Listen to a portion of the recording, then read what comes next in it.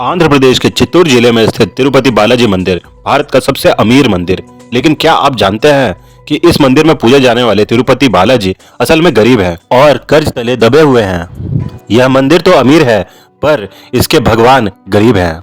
आज के इस वीडियो में हम भगवान के गरीब होने से लेकर वेंकटेश्वर बालाजी बनने के उस रोचक कहानी के बारे में जानेंगे, इसलिए इस वीडियो को बिल्कुल भी स्किप मत करना। एक बार की बात है, नारद मुनि गंगा नदी के तट पर गए, जहां ऋषियों का एक समूह यह तय नहीं कर पा रहा था कि उनके यज्ञ का फल किसे मिलेगा। वे इन मुद्दों पर भगवान ब्रह्मा, भगवान विष्णु और भगवान शिव के बीच भ्रमित थे। नारद जी ने ऋषि भृगु को 3 सर्वोच्च देवताओं का परीक्षण करने का विचार दिया। ऋषि भृगु ने प्रत्येक भगवान के पास जाकर उनकी परीक्षा लेने का निश्चय किया। सबसे पहले वे भगवान ब्रह्मा जी के पास गए, लेकिन उस समय ब्रह्मा जी वीणा की धुन में लीन थे, इसलिए उन्होंने ऋषि भृगु की ओर ध्यान नहीं दिया। इससे ऋषि भृगु बहुत क्रोधित हो गए और ब्रह्मा जी को श्राप दे दिया कि कोई भी मंदिर में उनकी पूजा नहीं करेगा। इसके बाद ऋषि भृगु कैलाश पहुंचे, जहां भगवान शिव अपनी पत्नी पार्वती के साथ एकांत में वार्तालाप कर रहे थे। ऋषि भृगु के अचानक ऐसे आ जाने पर भगवान शिव क्रोधित हो गए और ऋषि भृगु का अपमान करने लगे। और यहाँ भी ऋषि भृगु ने भगवान शिव को श्राप दे दिया कि उन्हें विश्व में केवल लिंग रूप में ही पूजा जाएगा। अंत में ऋषि भृगु भगवान विष्णु के पास गए, लेकिन उन्होंने भी ऋषि भृगु को नहीं देखा, जिससे ऋषि भृगु और भी ज्यादा क्रोधित हो गए और उन्होंने भगवान विष्णु की छाती पर लात मारा। क्रोधित होने के बजाय भगवान विष्णु ने ऋषि के पैरों की मालिश की और उन्हें पूछा कि उनके कठोर छाती पर लात मारकर उन्हें चोट तो नहीं लगी। यह सुनकर ऋषि भृगु का क्रोध थोड़ा शांत हुआ और उन्होंने निश्चय किया कि यज्ञ का फल हमेशा भगवान विष्णु को ही समर्पित रहेगा। लेकिन भगवान विष्णु की छाती पर लात मारने की इस घटना ने माता लक्ष्मी को क्रोधित कर दिया। वो चाहती थी कि भगवान विष्णु ऋषि भृगु को दंड दे, लेकिन ऐसा नहीं हुआ। परिणाम स्वरूप उन्होंने वैकुंठ छोड़ दिया और तपस्या करने हेतु पृथ्वी पर आ गए। इस घटना से प्रभावित होकर भगवान विष्णु भी वैकुंठ में दुखित हो गए और एक दिन माता लक्ष्मी की तलाश में वैकुंठ छोड़कर विभिन्न जंगलों और पहाड़ियों में भटकने लगे, लेकिन उन्हें माता लक्ष्मी कहीं नहीं मिली। भगवान विष्णु एक चींटी के पहाड़ पर आश्रम बनाकर रहने लगे। ये देखकर भगवान शिव और भगवान ब्रह्मा ने भगवान विष्णु की सहायता करने की सोची, इसलिए वे एक गाय और उसके बछड़े के रूप में परिवर्तित हो गए और माता लक्ष्मी के पास गए और उन्हें भगवान विष्णु के बारे में समस्त बातें बताएं कि कैसे भगवान विष्णु खाना पीना छोड़कर एक चींटी के पहाड़ में रह रहे हैं। उनकी मदद करने के लिए गाय और बछड़े को यादव नरेश को देने के लिए विनती की। माता लक्ष्मी एक ग्वालन का रूप धारण कर राजमहल में पहुंची और उन गाय और बछड़े को राजा यादव नरेश को दे दिया। राजा अपने मवेशियों को चराने के लिए वेंकटधार पर्वत पर भेजते थे। गाय के रूप में ब्रह्मा रोज उस चींटी के पहाड़ पर अपना स्तन खाली करने लगे और भगवान विष्णु को खिलाने लगे।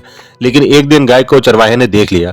उसने क्रोध से गाय को मारने के लिए अपनी कुल्हाड़ी फेंक दी, परंतु वह कुल्हाड़ी बाहर निकलने वाले भगवान विष्णु को लग गई। गुस्से से भगवान विष्णु ने उस कुल्हाड़ी को वापस चरवाहे की ओर फेंक दिया, जिससे चरवाहे की मौके पर ही मृत्यु हो गई। राजा यादव नरेश को भी उनके सेवक द्वारा किए गए पाप के कारण दानव बनने का श्राप दिया। राजा ने भगवान विष्णु से दया की याचना की। तब भगवान विष्णु ने उनसे कहा कि राजा अपने अगले जन्म में आकाश राजन के रूप में जन्म लेंगे और जब भगवान विष्णु के पद्मावती के साथ विवाह के दौरान भगवान विष्णु को आकाश राजन से मुकुट भेंट की जाएगी, तब जाकर श्राप समाप्त हो जाएगा। समय का चक्र चलने लगा। भगवान विष्णु ने श्रीनिवास के रूप में अवतार लिया और वे वेंकटधार पर्वत पर रहने लगे। उनकी माता वकुल देवी द्वारा उनकी देखभाल की जाती थी।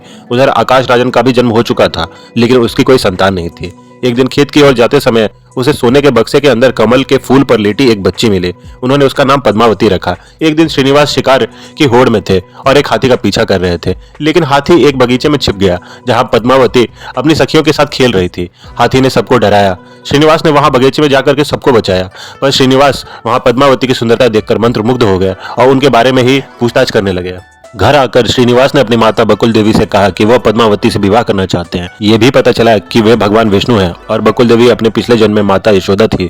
उन्होंने ये भी कहा कि जब तक वे पद्मावती से विवाह नहीं कर लेते तब तक वे शांत ही रहेंगे। बकुल देवी विवाह का प्रस्ताव लेकर राजा आकाश राजन के पास गई। रास्ते में बकुल देवी ने भी पाया कि पद्मावती भी अपने दासियों के माध्यम से श्रीनिवास के बारे में पूछती थी। जब राजा आकाश राजन को इस बात का पता चला, तब उन्होंने इस विषय में ऋषि वराहपति से सलाह ली। वराहपति ने बताया कि पद्मावती का जन्म इस जन्म में भगवान विष्णु से विवाह करने के लिए ही हुआ है और श्रीनिवास ही भगवान विष्णु हैं। यह जानकर सभी बहुत खुश हुए और विवाह तय हो गया। श्रीनिवास ने सबसे भव्य विवाह समारोह आयोजन करने के लिए कुबेर से धन उधार लिया। यह ऋण इतना बड़ा है कि इस ऋण का कर्ज भगवान वेंकटेश्वर के सभी भक्त द्वारा मंदिर में धन आभूषण आदि दान करके चुकाया जाता है।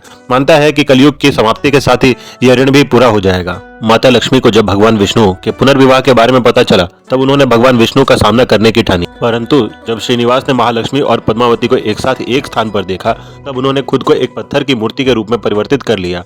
तब भगवान शिव और ब्रह्मा जी ने आकर समझाया कि कलयुग में लोगों के कल्याण और मुक्ति के लिए भगवान विष्णु ने ये सब लीला की है। यह जानकर माता लक्ष्मी और पद्मावती भी भगवान वेंकटेश्वर के साथ वहीं रहने का निर्णय लिया। माता लक्ष्मी भगवान विष्णु की बाईं ओर और पद्मावती दाईं ओर रहती हैं। ये तो था भगवान वेंकटेश्वर बालाजी बनने की कहानी, लेकिन तिरुमला तिरुपति बालाजी मंदिर से जुड़े कुछ और चमत्कार और रहस्य हैं जो आपको आश्चर्यचकित कर देंगे। अगर आप इस बारे में जानना चाहते हैं तो हमें कमेंट बॉक्स में बता सकते हैं। और आपको ये वीडियो कैसा लगा ये भी बताइए, और इस वीडियो को ज्यादा से ज्यादा लाइक करें, अपने दोस्तों के साथ शेयर करें और चैनल को सब्सक्राइब कर लें।